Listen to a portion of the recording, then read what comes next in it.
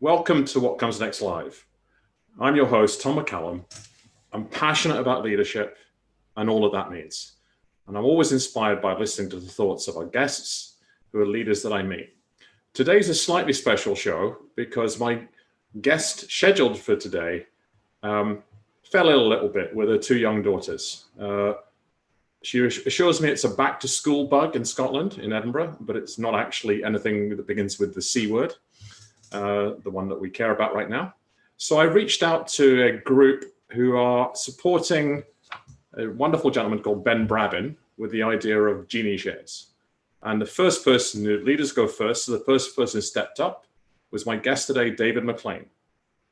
And with the minimum of intro, David, perhaps tell me your linkage to that group, but then more importantly, tell us all about yourself. And then we'll get into a conversation around your thoughts on what comes next. Sure. And thank you very much for having me on. I appreciate it. And yes. So first of all, Ben will be pleased with this, get a little bit of exposure in terms of Genie Share. So Ben is a fantastic guy. I've known him for a little while. He's a former Royal Marine like I am, which I'll explain in a minute a bit more about. Genie Shares is a group of entrepreneurs in the main who are willing to start to give a little bit back, who want to level the playing fields, if you like, and allow people, the unsung heroes of the world, in the UK anyway specifically, to be able to win a little bit as well. So the basis of it is, generally speaking, although everybody can do their own thing, the basis of it is that we have all pledged 1% at least of our business, or 1% of earnings in a year, some people, but I've pledged 1% of my business to a deserving individual. That individual is still to be picked and to be chosen. But for me, in terms of what I do, which I'll explain in a minute, about mental health, mental well-being, it'll be someone within that space. So it's, for example, can we help the NHS workers, the ones that are not getting so well paid, for example, can we help them out and really help them financially, but also look to create change within them, within their lives, and create legacies as well in different areas. For example, one of my good friends, Adam Granger, he is pledging 1%. He does a lot of his work in Canary Wharf, and of course Tower Hamlets surrounds that, and it certainly doesn't have any of the wealth, as he always says it. The only way that people are going to get into Canary Wharf, the people who surround that, who live there, is if they're cleaning the building, unfortunately, generally speaking. So it's really to be able to give something back to the people who help and who are surrounding areas, and create a legacy in that way particularly. And that's how we know each other, obviously, and that's a little bit about Genie Shares. Mm-hmm. Yeah. Yeah, throwing my own part around that. I met Ben several years ago at Level 39. And in fact, the virtual background I normally use for these shows, but there's a story behind the one I'm using now, but maybe that's for another day, is actually a picture I took from the amazing coffee shop at Level 39. So that's what's on all the other shows. I first talked to Ben about the idea that then became Genie Shares, around this thing that was really bugging him about entrepreneurs, with the definition of entrepreneurs being around a business and building a business. There's other definitions of entrepreneurialism, as my friend, a mutual Scot like you and I, Chris van der Kuyl, talked about last week. But it's really around, for Ben, it was around this phrase, social license to operate. So it's less, perhaps for me, it's less about giving back, but it's about having people feel they belong with the word entrepreneurialism. So the idea, I particularly love the idea of, and it worked differently for different people, I particularly love the idea of 1% of equity, because then they can understand what it means to be an equity holder. They can be part of the conversation. They're a shareholder. You can include them in meetings. You can give them the shareholder packs, and they can start understanding what it means. So they can feel like they belong in that world, whereas otherwise, you're right. Some of the most impoverished postcodes in the UK are right by Canary Wharf, underneath that building, which has Level 39 in it. Mm-hmm. So that's just that piece. And I've been inspired by the idea, and I love the fact that it just, sometimes one tiny change can make all the difference for an entrepreneur. And the idea that seems to have pivoted is the idea of those shares going to essential workers. Yeah. That seems to have suddenly cascaded from a slow burn to there's just a queue of people waiting to be announced and released as the Genie Shares contributors. Yeah, absolutely. And having people like Google now backing us efficiently and Salesforce makes a big difference. Fantastic. So that's a plug for Genie Shares. But let's talk a wee bit about David. Tell us about your background and what drives you. Sure. Yeah. So former Royal Marine, as I mentioned there, Afghanistan for a few times operationally, went to war, so to speak, 4 times around the world. Worked MI5, MI6, Special Forces, etc. Had a fantastic time, but. And it was really great, something I really wanted to do. And then in 2012, 9 years ago, roughly, I suppose, when I left, I really started to come into my own. About 10 years ago, really, is when I started to kind of think, right, there's more. I mean, a lot of people, obviously, what I did in the Marines and what it's part of, the elite force that it is, it's a pretty special place. But I always thought, particularly towards the end, that there was more to me. There was more. I should be doing something different. I didn't really know what that was. So I knew it was to do with people. I knew I was interested in people. I was interested in psychology and I was interested in helping people. So I picked up a book on Freud, Sigmund Freud, of course, that's what you do when you don't know anything else. Read that and started to get an understanding of what was going on and started to get a much more of a flavour and a feeling in that. And it's from that really 10 years ago that the kind of the journey, if you like, the J word already is out. The journey that's taken me to where I am today and what the business's mission is. In helping people, helping create leaders, of course, helping to create change within people's lives. So it started with degree in working in psychology or studying psychology, moving through becoming a psychotherapist, running that business for sole trader for a while, seeing that the changes that I was making firsthand. And for those of the viewers, particularly or yourself who know about psychology, it wasn't a psychoanalytical, psychodynamic viewpoint, the kind of traditional Jung or Freud. It was very much positive psychology, solution focused. Where are we going? Not where have we been? If you like, there is a level, a point for that, but it's very much about CBT. It's not CBT, cognitive behavioral therapy, but it allows people to know where we're going. So, actually, as I always can boast about it, the therapeutic understanding that I was given, it was absolutely gold dust. And I say I can boast because it wasn't mine in those days. I'll have developed it now. A blend of solution-focused processing, evolutionary psychology, positive psychology, behavioral psychology, and neuroscience, which really gives an understanding of who people are, why they behave in the way that they do, and of course, importantly, what to do about it. And this is very, very important. It's never more important in my life anyway, particularly the pandemic and what's going on at the moment and where are we going to go, etc. The kind of the main question that we have. So therapy, became a senior lecturer, psychotherapy, ran that training school for 3 years, became the chief executive of the association that I was part of. I had 5,000 therapists that I looked after. And then I started to kind of my ambitious hat to come back on again and thought, right, I need to take this a bit more commercially because it's about helping people.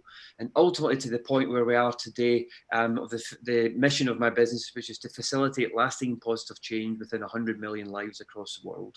Mm-hmm. And I believe the pandemic, of course, what it's brought to us, but in terms of if we can take the positives from it, we're really at a turning point in society. We can go into the metaphysical, spiritual aspect of that, if you want to, the philosophical aspect of that, in terms of transcending the ego. But really, and on the basis of it, people want different things. People want to change, and people need answers. And actually, part of going on about what comes next is, what are the answers? Where are they? Do we have them yet? Mm-hmm. I'll talk about that more, of course, as we go on, in my opinion on that. But yeah, that's where I am at the moment. That's where the business is. Things are changing. I have good contracts with multinationals, multinational insurers. So things are going well. But I was moving my business a little bit more online anyway, and that's certainly happened a lot more because of what's going on. People still want to meet face to face, but things are changing. So that's where we are at the moment. Very cool. And it's as it says in your bio, you've got plenty to be getting on with if you have this intention to facilitate lasting change for 100 million lives. Yeah, absolutely. Yeah, it's to be getting on with.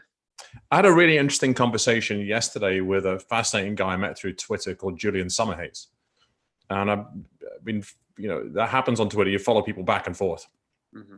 And we actually got into a conversation on Zoom yesterday because he said, I don't believe in leadership. Right. And it was a great provocation. We had a great conversation. He said we could talk about this sort of words used were like transcendental and spiritual, this kind of thing. Mm-hmm. But I guess I think without touching on it, I could imagine you were in some very intense moments in your active military service. Yeah. You then can link that into the people side and the deep understanding you've built around how human beings tick. I guess my own viewpoint is that command and control leadership is fine in crisis situations, but as it says on my homepage, that age is over. Right? What does it mean to be a leader is very different.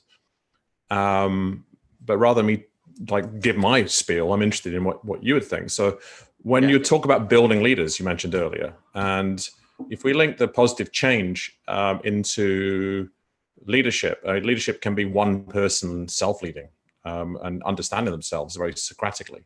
But what's your thought around, if I kind of guide it a bit, what comes next around leadership? What do we need to see that's different that will help facilitate positive change for millions of people? Yeah, absolutely. And that's a great question. And I agree with you in terms of leadership in crisis, people to stand up and that, because we're in a crisis, of course. And the leadership is doing the best that they can. And without being political, whatever colour anyone is that's listening to this, I think they're doing pretty well. But they don't have answers either. Mm-hmm. They don't have the answers, but we turn to people. We turn to expect answers from people. But in terms of leadership, generally speaking, I agree with yourself. I believe that everyone is a leader, and that's what I want to speak about today. It's about developing that within themselves. And then change happens as individuals. Whether you listen to the best theologians or scientists, whatever it is, there's that common thing that we need to become a better version of ourselves. And that's where leadership comes. And it's a strong point, but we're all victims to an extent. Mm-hmm. We're all on this kind of, from a psychological point of view, we have this kind of victimization. Why me? What's happening? Why does this happen? What's going on in the world? Why do I feel like this? And we often think of victims as those poor men and women that are sitting on the streets that have lost their jobs, or people, whatever it is, have lost their houses. And I get that, and I completely agree with that. But who else is finding that kind of victim? Who else is sitting today saying, well, who's helping me out here? Who's making the decisions? Why is the government not sorting me out? That loan was okay, but it's not enough. That we're always looking to others. And of course, we need support from other people. But it's actually vitally important that we develop that skill within ourselves. And that's what I want to talk a little bit more as we go on. Develop that what is leadership actually? What actually is that? It's not, as you say, leadership of the sergeant major or the colonel standing at the front of the 1,000 men and saying we're going to war. That's one level of leadership, obviously. But I'm talking about the leadership within an individual. What does that mean, and how does that come about, and what's involved in that as an individual to become a better version of yourself? Mm-hmm. And importantly, what is it that stops that as well? Right. Fire away. Fire away. So how are we going to start? So what is it that stops people in the first place? What is it that stops people being themselves? So generally, the first and foremost thing that I remember doing a survey not that long. Well, it was actually quite a little while ago. In fact, it was before lockdown now, so it was a little while ago. A reasonably large survey, and something like 95% of the people, I asked the question, or words to the effect of, what's the one thing that's stopping you from being a better version of you? What's the one thing we could put in brackets, being the leader that you want to be in your own life? Yeah. And the answer was fear. Mm-hmm. It was different levels of fear. It was different thoughts around fear. It was fear of what other people might think, fear of failure, fear of ability, all sorts of different things. But it was always round about fear. Mm-hmm. And fear is a very normal, natural thing that we have within ourselves. And of course, fear drives anxiety, it drives anger, it drives frustration, it drives all sorts of kind of things that don't allow us to be ourselves so much. And it stops us from making good decisions as well. And now fear is at the very, very top, but actually we've got a sliding scale there as well. And at the other end of the scale is procrastination. So we've got that kind of, let's put it into the business context of, are people making the right decisions in their business? Are people making the right decisions as entrepreneurs? Are there people making the right decisions in their jobs? Are people doing the right things in government? Are people doing the right things in public services, wherever they are? Are they held back? Do they know they should be making a decision? Do they know that they should be leading themselves into a different area, into doing something different? Yes, often they do, but something's holding them back. And it can be anything on that sliding scale from, oh, I'll do it tomorrow because it's a difficult decision, or, well, let's hopefully other people will help me out, kind of that victim aspect.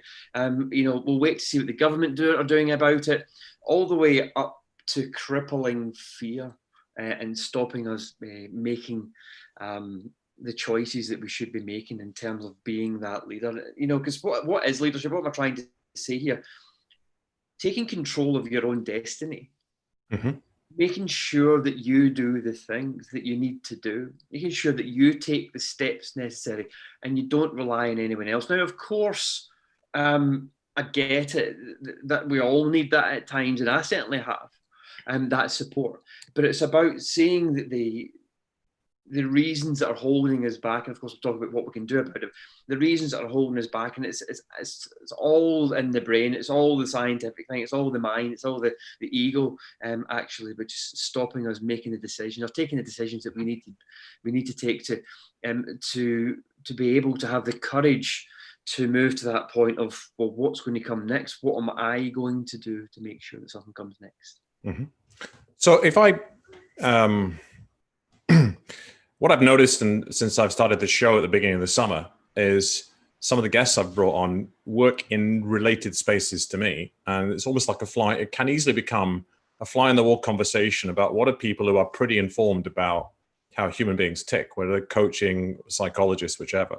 What would they talk about when there's nobody else in the room? So I guess, I'd like to do that a bit. And the other thing, so people can be a fly in the wall if they watch this now or later.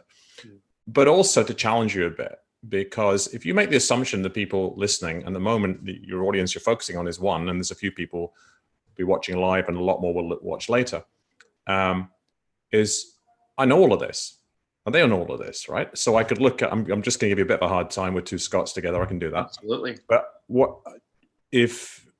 so my favorite book is Viktor Frankl's Man's Search for Meaning.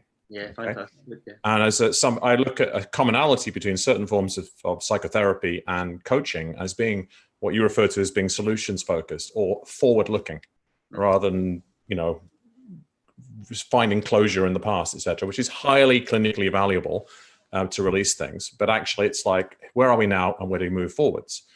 And then the last piece to me is the Cartman drama triangle. So, which you'll know of.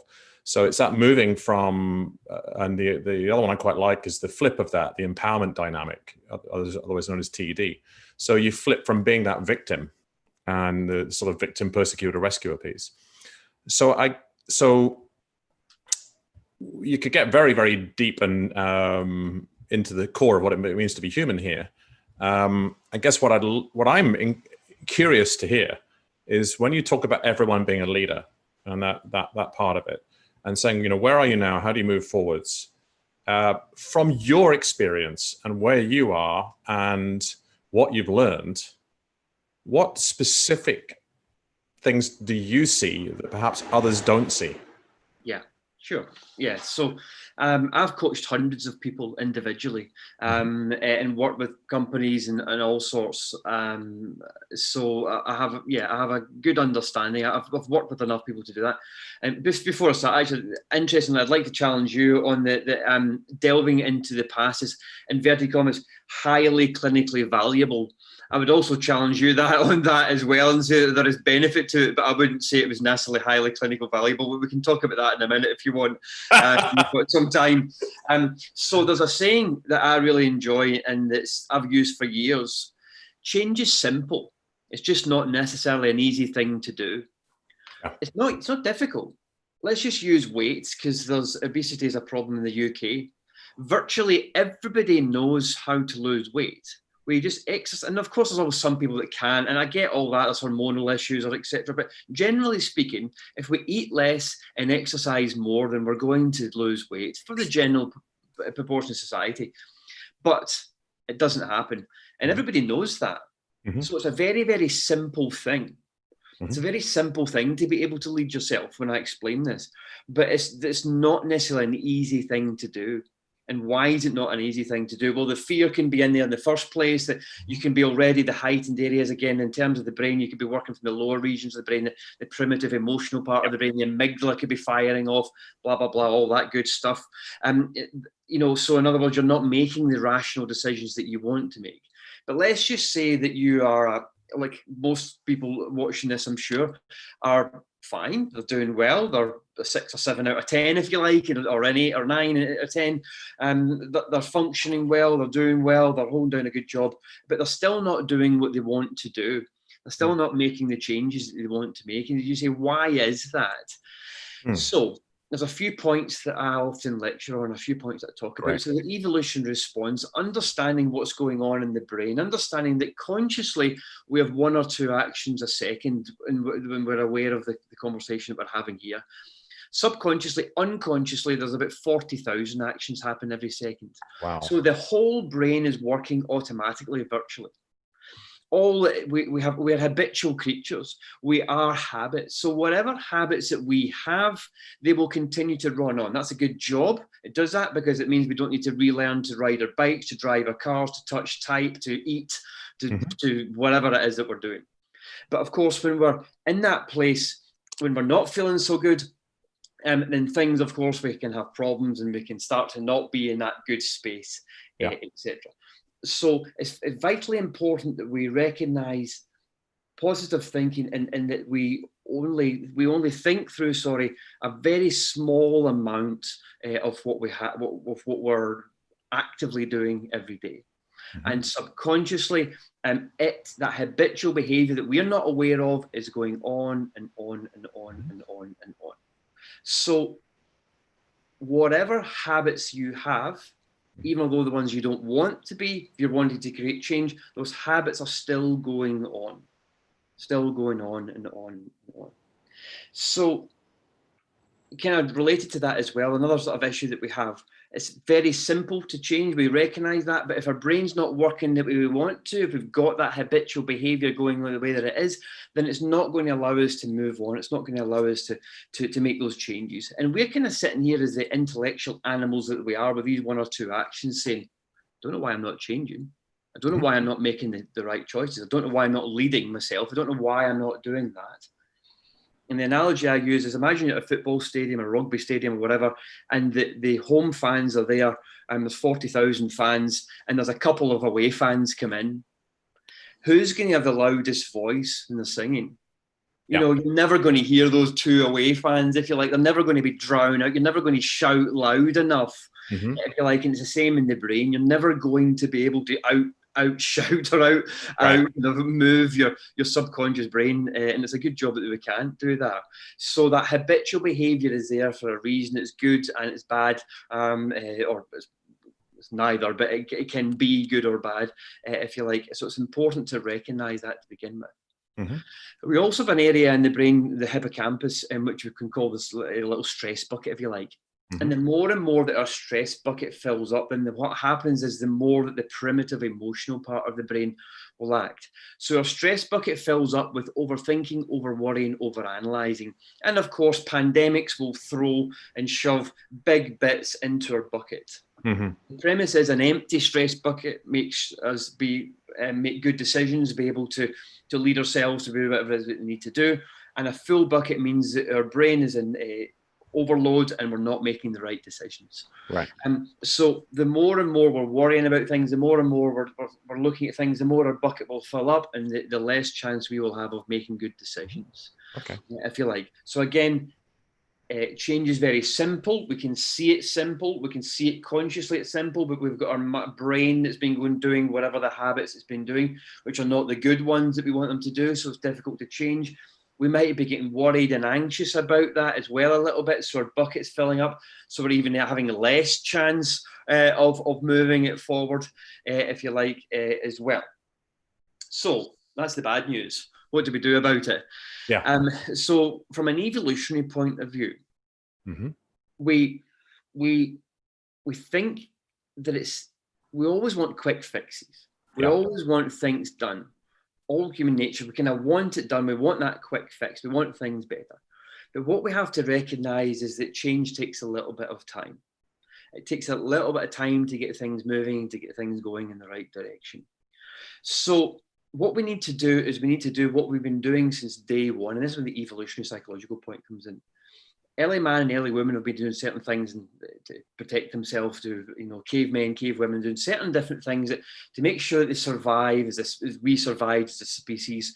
Hunting and gathering, looking after each other as a tribe, always better for looking after each other, obviously, or safety, as a tribe rather than an individual. And all these things were rewarded.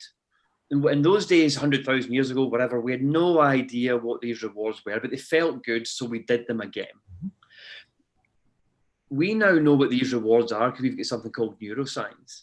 And it's the things that make sure we ensure our survival. It's the things that allow us to be doing things and to be continuing to move forward.